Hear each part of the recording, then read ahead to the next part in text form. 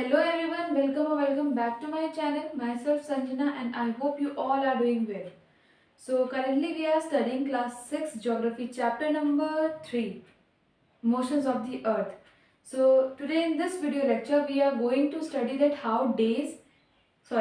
how season change on our earth. Okay.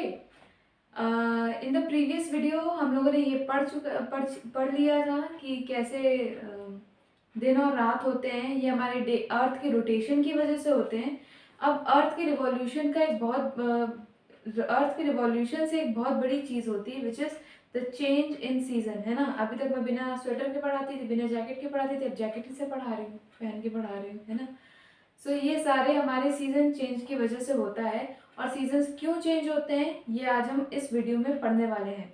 पूरे chapter की playlist आपको मेरे चैनल पे मिल जाएगी। So if you want to study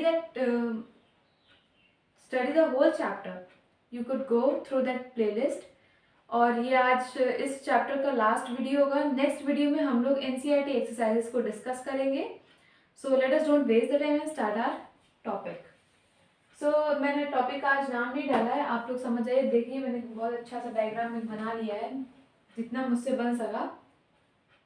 ये आपकी बुक में डायग्राम नंबर 3.3 है फिगर, उसी को मैंने बनाया हुआ है यहाँ पर। तो इसी से हम समझेंगे आज कि डेज और नाइट कैसे होते हैं, सीजन्स कैसे चेंज होते हैं हमारी अर्थ में। तो हमारे अर्थ में बेसिकली 4 टाइप्स के सीजन होते हैं, winter, summer, spring and autumn. ये सारे जो सीजन चेंजेस होते हैं ये हमारे अर्थ की रिवॉल्यूशन की वजह से होते हैं। ठीक है, कैसे? हमारी अर्थ की ये एक्सिस है, हमारी ये एक्सिस एकदम सीधी नहीं है, वो हल्की सी ऐसे टिल्ट है, मतलब ऐसे झुकी हुई है थोड़ा सा। और मतलब जो ये मेन सेंटर से पास होना चाहिए वहां से नहीं जाती है, हल्की सी ऐसे झुकी हुई है। ठीक है। और सबसे पहले हम शुरुआत करेंगे हमारे समर सीजन से। समर सीजन कैसे आता है? जून में सब जानते हैं कि गर्मी होती है ना। जून में एक्चुअली होता क्या है, जो हमारा इक्वेटर ये होती है एक्सिस, ये सन की तरफ ज्यादा झुका होता है। ठीक है। अभी देखो आप लोग देख रहे हैं, आप लोगों को याद होगा ना, उस चैप्टर में हम लोगों ने पढ़ा था, यहाँ पर मैं छोटा सा बना रही हूँ, समझ जाओ। Tropic of Cancer, Tropic of Capricorn, ये जो हमारी 23 डिग्री नॉर्दर्न लैटिट्यूड होती थी, ये हमारी ट्रॉपिक ऑफ कैंसर थी। और जो ये हमारी 23 डिग्री सदर्न लैटिट्यूड होती थी, ये हमारी ट्रॉपिक ऑफ कैप्रिकॉर्न थी, है ना। तो सन की तरफ जो हमारी एक्सिस है, ये टिल्ट इतना ज्यादा झुका होने की वजह से जून के अराउंड टाइम में ट्रॉपिक ऑफ कैंसर पर डायरेक्ट सनरेज पड़ती है, ऐसे झुकी हुई। ये हमारी इक्वेटर हो गई, है ना। ये हमारा नॉर्दर्न हेमिस्फीयर, ये हमारा सदर्न हेमिस्फीयर, ये हमारी वो हो गई ट्रॉपिक ऑफ कैंसर। और ये ट्रॉपिक ऑफ कैप्रिकॉर्न। सन की तरफ इतना झुका होने की वजह से जो सन की रेज है ये डायरेक्टली हमारी ट्रॉपिक ऑफ कैप्रिकॉर्न में पड़ती है, और ये हल्की सी स्लैंटिंग वे में डायरेक्टली ट्रॉपिक ऑफ कैंसर पर पड़ती है, और हल्की सी झुकी हुई ट्रॉपिक ऑफ कैप्रिकॉर्न में पड़ती है।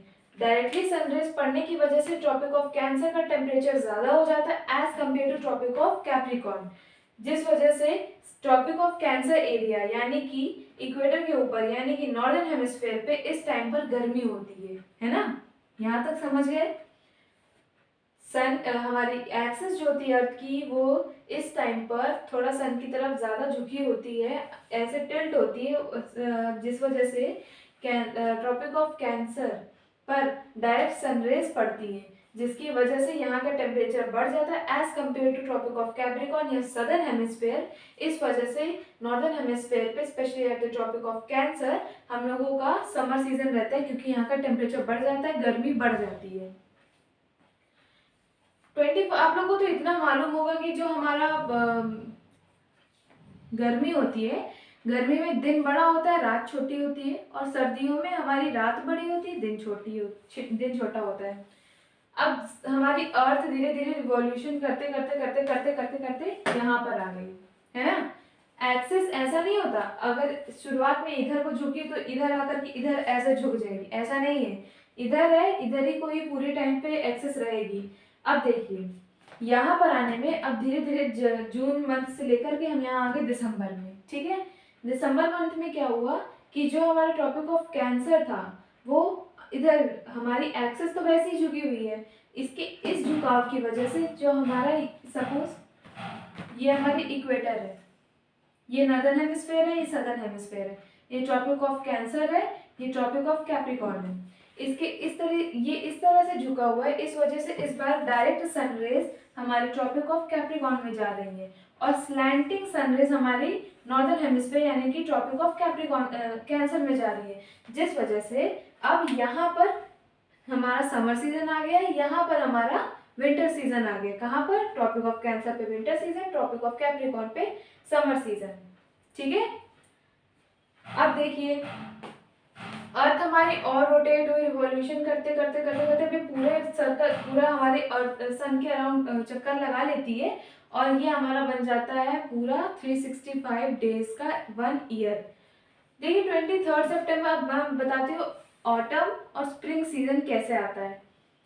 यहाँ से 21 जून से हमारी अर्थ रोटेट करते करते करते करते 23 सितंबर तक पहुंची।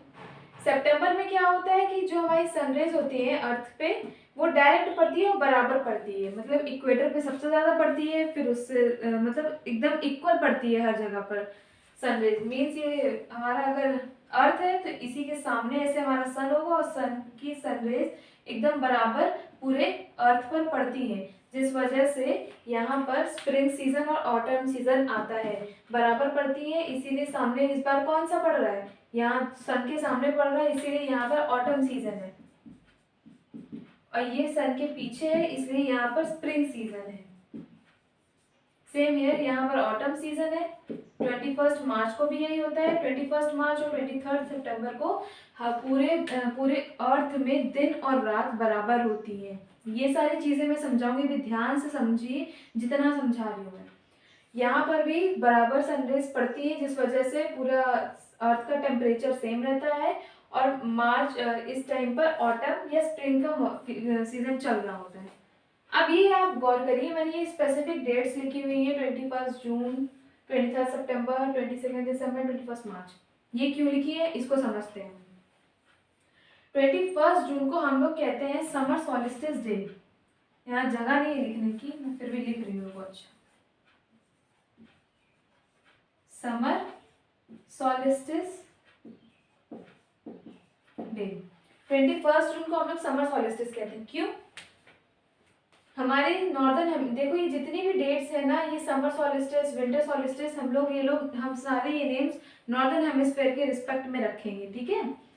अब इसमें क्या होता है, नॉर्दर्न हेमिस्फेयर में गर्मी पड़ रही होती है क्योंकि डायरेक्ट सनरेज पड़ रही होती है, इसलिए गर्मी का मौसम हो गया, इसीलिए हमने इसको समर सॉलिस्टिस कहा। और 21 को ही क्यों कहा? हम 20 जून को भी कह सकते थे, 19 जून को भी कह सकते थे, 21 को क्यों कहा? इसलिए क्योंकि इस दिन हमारे पूरे 365 डेज में 21 जून को सबसे बड़ा दिन होता है, सबसे छोटी रात होती है। थोड़ा समझ में आया? मैंने क्या कहा था? गर्मियों में दिन बड़ा होता है, रात छोटी होती है। 21 जून वो दिन होता है जिस दिन हमारे पूरे अर्थ का पूरे ईयर में सबसे बड़ा दिन होता है और सबसे छोटी रात होती है, ठीक है। Same thing happens here also. 22 दिसंबर में क्या होता है, अब देखिए यहाँ पर नॉर्दर्न हेमिस्फेयर पे गर्मी पड़ने लग गई है,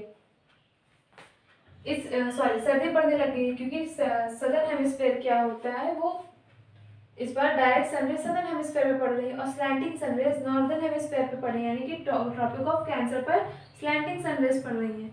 इस वजह से यहाँ पर अब हमारा सर्दी पड़ने लगती है, ठंड होने लगती है और यहाँ पर हमारी गर्मी पड़ने लगती है। इसीलिए 22 दिसंबर को हम लोग विंटर सॉलिस्टिस कहते हैं। 22 दिसंबर को क्यों कहते हैं? हम कोई और डेट को क्यों नहीं कहते हैं? ये इसलिए कहते हैं क्योंकि 22 को हम लोगों का सबसे छोटा दिन और सबसे बड़ी रात होती है, ठीक है। क्योंकि दिसंबर में ठंड पड़ती है, नॉर्दर्न हेमिस्फीयर में ठंड पड़ रही है और 22 दिसंबर एक ऐसी डेट है जिस दिन हम लोगों के मतलब सबसे छोटा दिन और सबसे बड़ी रात होती है। और इसी का अपोजिट हमारा सदर्न हेमिस्फेयर पे होता है। कैसे? सदर्न हेमिस्फेयर पर 22 दिसंबर को सबसे बड़ा दिन और सबसे छोटी रात होती है। क्यों? क्योंकि सदर्न हेमिस्फेयर पे इस समय गर्मी पड़ रही है ना, दिन बड़ा होगा वहाँ पर। और यहाँ पर हम लोग में 21 जून को हम लोग नॉर्दर्न हेमिस्फेयर पे रहते हैं, इसीलिए हमारे यहाँ पे समर क्या है कि अगर आपसे कोई पूछ ले कि समर सॉलिस्टिस कब होता है तो आप बताओगे 21 जून ही। विंटर सॉलिस्टिस कब होता है आप बताओगे 22 दिसंबर ही। कोई आपसे अगर आपसे किसी ने स्पेसिफिकली ये पूछ लिया कि सदर्न हेमिस्फेयर पर 22 दिसंबर को क्या होगा, तो आप ये कहोगे कि वहाँ पर गर्मी पड़ती है। 22 दिसंबर में सदर्न हेमिस्फेयर में गर्मी पड़ती है और वहाँ पर उस सबसे बड़ा दिन होता है और सबसे छोटी रात होती है, ठीक है, उस दिन। ये और same thing happen here also. 21 जून में सदर्न हेमिस्फेयर पे सबसे लंबी रात और सबसे छोटा दिन होता है। इसी वजह से जो हमारा ऑस्ट्रेलिया है वहाँ पर गर्मी में हम लोग वो मनाते हैं क्रिसमस डे, है ना, क्योंकि ऑस्ट्रेलिया हमारा सदर्न हेमिस्फेयर पर लाई करता है और यहाँ पर इस टाइम पे गर्मी पड़ रही होती है ना। मैं आपको पूरे एफर्ट्स से समझा रही हूँ, आप भी कोशिश करें ताकि आप अच्छे से समझ जाएं। एक बार से समझ जाएंगे ना आपको बहुत अच्छा लगेगा और आपको ऐसा लगेगा आपके माइंड में एवरीथिंग इज सॉर्टेड आउट। आपको ऐसा लगेगा कि आपको सब समझ में आ गया कि नहीं ये कैसे होता है ये सब चीज़ें, ठीक है। Now what happens on 23 December and 21 मार्च। 23 दिसंबर और 21 मार्च को डायरेक्ट सनरेज हमारे यहाँ पड़ती हैं, जिस मतलब इक्वल सनरेज पड़ती हैं, जिसकी वजह से पूरे हर दिन, अब यहाँ पे क्या हो रहा था, कभी दिन कभी रात बड़ी। यहाँ पर क्या होता है कि दिन और रात इक्वल होती है 21 मार्च को और 23 सितंबर को, इसीलिए इनको हम क्या कहते हैं, equinox, EQUINOX, equinox. Equi means equal, equinox मतलब दिन और रात यहाँ पर इक्वल होते हैं, ठीक है। अच्छा, एक और बहुत जरूरी फैक्ट है आप लोगों को जानना चाहिए, ये हमारी अर्थ जो है यहाँ पर देखिए ऐसे हल्के से टिल्टेड है। अब ये यहाँ पर है, यहाँ पर तो इसके वो परमानेंट सनलाइट पड़ ही रही है। देखो क्या होता है यहाँ पर, ये हमारा सन है, हमारी अर्थ इतनी झुकी हुई होती है कि ये जो नॉर्दर्न हेमिस्फीयर है इस पे ऑलमोस्ट हर जगह पर जो हमारा आर्कटिक सर्कल है इस रीजन पे ऑलमोस्ट हर जगह पर धूप पड़ रही होती है, सनलाइट पड़ रही होती है। इस वजह से यहाँ पर 6 मंथ डे रहता है ना, शॉकिंग।